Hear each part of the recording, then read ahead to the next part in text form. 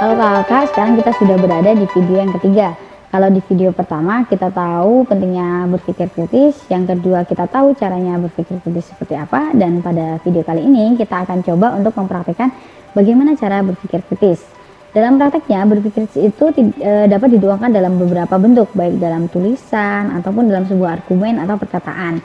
Nah, setelah kita menganalisa panjang, lebar, kali tinggi ya, itu percuma kalau misalnya kita sampai hanya di pikiran, tapi harus dituangkan dalam bentuk argumen. Nah, sehingga ini ada beberapa hal yang perlu diperhatikan dalam praktek. Yang pertama, mau berpikir. Nah, ini adalah awalan yang sangat penting. Jadi, mau berpikir itu modal utama. Kalau belum punya ini, kita tidak akan pernah memulai untuk berpikir kritis, dan akhirnya kita tidak akan pernah belajar dalam kondisi apapun ya, mau rapat, membaca berita baik dari media ataupun yang lainnya, atau mendengarkan orang ngomong, orang cerita, nah orang ngasih kabar. Nah, kita juga perlu ikut berpikir.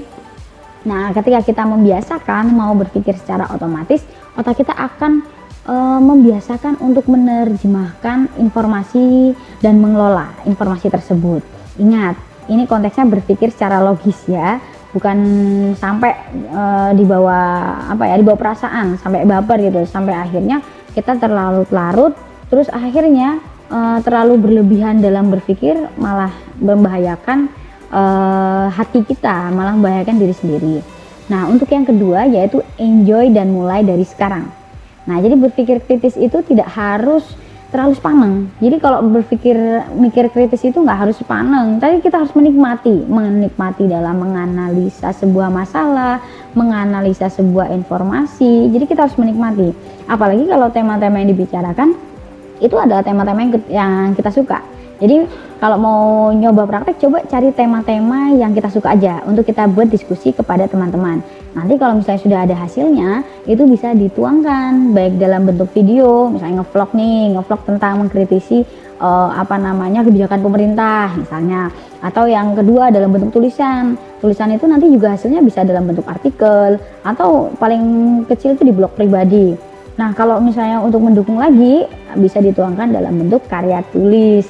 Nah, kalau misalnya karya tulis, pasti untuk teman-teman ini sangat menunjang, apalagi untuk anak-anak SMA atau madrasah aliyah. Yang ketiga, attitude dalam menyampaikan pendapat. Tidak kalah pentingnya dengan poin yang pertama ataupun yang kedua.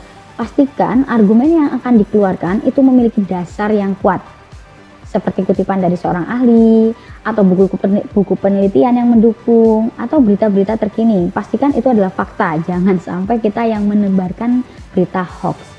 Nah, selain itu, dalam attitude menyampaikan argumen, baik dalam bentuk tulisan ataupun video, kita juga harus tetap rendah hati. Jadi jangan sok tahu atau jangan sombong. Kita misalnya tahu sudah nyari akar masalah dari 5W1H udah semuanya, tapi akhirnya kita menyampaikan informasi tersebut, menyampaikan argumen dengan sedikit sombong. Nah, itu biasanya itu kurang diterima oleh masyarakat atau teman-teman. Malah akhirnya teman-teman itu nggak fokus sama argumen yang kita keluarkan, tapi fokusnya kepada gerak-gerik kita, dari argumen, cara menyampaikan argumen kita, itu yang malah dikritisi oleh teman-teman yang lain, misalnya dalam bentuk rapat.